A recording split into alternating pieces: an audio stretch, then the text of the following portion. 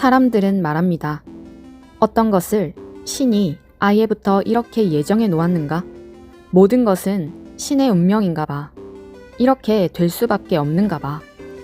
혹은 아니다.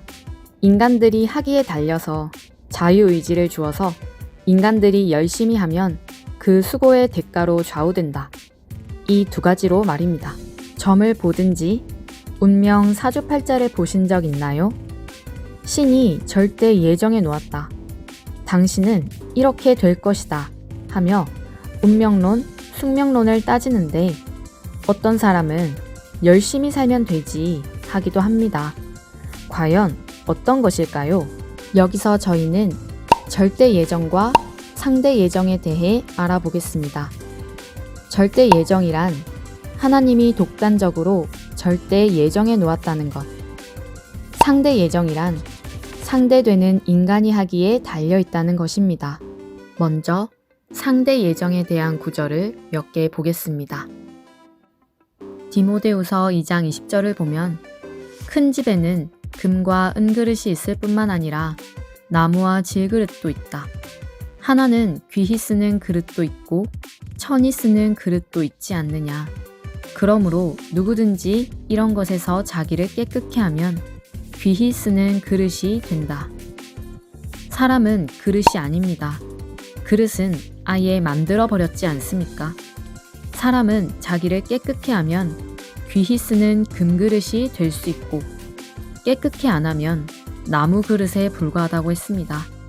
이와 같이 사람이 하기에 달려 있다고 한 성경 말씀도 있습니다. 사람들은 누구든지 자기를 깨끗게 하고 훌륭하게 만들면 훌륭하게 되는 것입니다. 잘 되게 하나님께서 예정해 놓았기 때문입니다.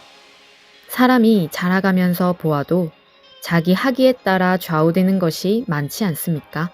마태복음 7장 7절에는 예정이 아니라는 센터에 대해서 강하게 나왔습니다. 예수님이 그랬습니다. 구하라. 그러면 주신다. 구하는 것은 인간 책임입니다. 그리하면은 조건입니다. 찾으라. 그리하면 찾을 것이요. 이것도 역시 조건입니다. 문을 두드리라. 그리하면은 조건이지 않습니까? 너희에게 열어줄 것이다 했습니다. 그러고 보니 예정이 아니라 인간과 같이 일을 하시는 모습이 나옵니다. 하나님께서 하라, 그리하면 하면 된다 했습니다.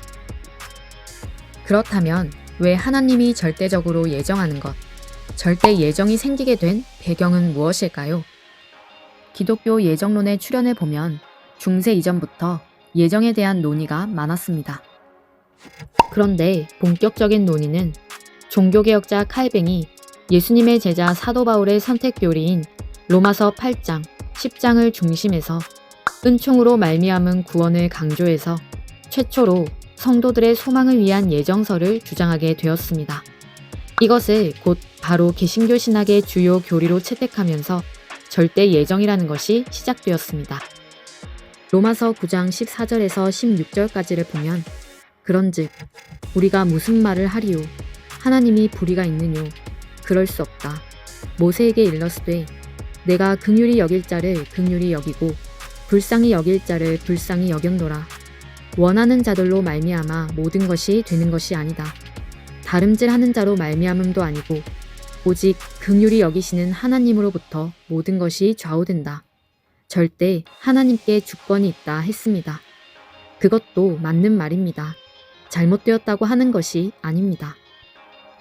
로마서 9장 17절 성경에 바로에게 이르시되 내가 이 일을 위해서 너를 세웠으니 곧 너로 말미암아 내 능력을 보이고 내 이름을 온 땅에 전파하게 하려 함이로라 하셨으니 이것도 예정에 해당되는 것들입니다. 하나님께서 하고자 하시는 자를 긍휼히 여기시고 또 하고자 하시는 자를 마음을 강팍케 했다. 이런 성경 구절들이 있습니다. 에베소서 1장 4절을 보면 예수 안에서 창세 전부터 우리를 택했다 해서 절대적으로 옛날부터 우리를 택했다고 했습니다. 옛날부터 하나님께서 택한 것도 있습니다. 절대 예정을 쉽게 얘기하면 나쁜 것은 하나님이 예정하지 않고 좋은 것만 예정해 놓았다. 이 뜻입니다. 그런데 하나님의 예정대로 인간들이 좋은 것을 안 하고 나쁜 것을 하다가 나쁘게 되는 것입니다.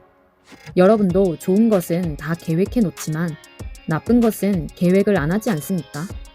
부모가 자녀들에게 나쁜 것은 예정해 놓지 않고 좋은 것만 프로그램에 계획해 놓지 않습니까? 이와 같습니다. 상대 예정과 절대 예정이 같이 나온 성경 구절은 이렇습니다. 요한복음 3장 16절에 보면 하나님이 세상에 사랑하는 독생자 메시아를 보냈다. 누구든지 이를 믿어야 멸망치 않고 구원받는다 했습니다. 하나님이 메시아를 보낸 것은 절대 예정입니다. 그런데 누구든지 믿어야 구원받습니다. 이것은 상대 예정입니다. 누구든지 믿어야 구원받는다. 이렇게 예정이 풀어져 나갑니다. 이런 것들을 통해 예정을 두 가지로 볼 수 있습니다. 절대 예정이라면 우리가 열심히 노력할 것도 없는 것입니다. 왜요? 하나님이 다 좋게 해주라고 절대 예정하면 되니까요. 그럼 노력할 필요도 없습니다. 하나님이 절대 예정해 놓았으면, 좋은 것을 다 예정해 놓았으면 우리가 지옥에 안 갈 것인데 뭐하러 그렇게 아등바등하면서 열심히 노력하면서 살지? 그런 이론이 나옵니다. 구원하는 것도 모두 인간의 수고와 책임 분담에 의해서 운명이 좌우된다는 것입니다. 이렇게만 들어봐도 절대 예정이 아니구나 할 것입니다. 절대 신의 예정이라고 한다면 불만이 많을 것입니다. 못 사는 것도 신의 예정인가? 못생긴 것도 신의 예정인가? 내가 키 작은 것도 신의 예정인가? 그렇게 되면 너무 불만거리가 많게 됩니다. 절대적인 예정이라면 하나님께서 지구상의 전체가 다 나를 믿어라 하고 딱 예정해 놓으면 한 명도 빠짐없이 믿을 것인데 왜 불교, 유교, 다른 종교들이 있겠습니까? 또한 만일 자유의지를 주지 않고 절대적으로 못 박아 놓는다면 어떻게 되겠습니까? 부모가 자식에게 절대적으로 시키는 대로 하라고 하면 어떻게 됩니까? 시키는 대로 하는 로봇이 되는 것입니다. 절대적인 예정이라면 하나님이 우리 인간에게 로봇의 인생이 되게 만드는 것과 똑같습니다. 그냥 계획한 것만 하면 되는 것입니다. 이것을 알아야 내가 발벗고 열심히 해야지. 세상에 잘 살고 못 살고는 팔자가 아니다. 내가 하는 것으로 팔자가 좌우된다 하는 것입니다.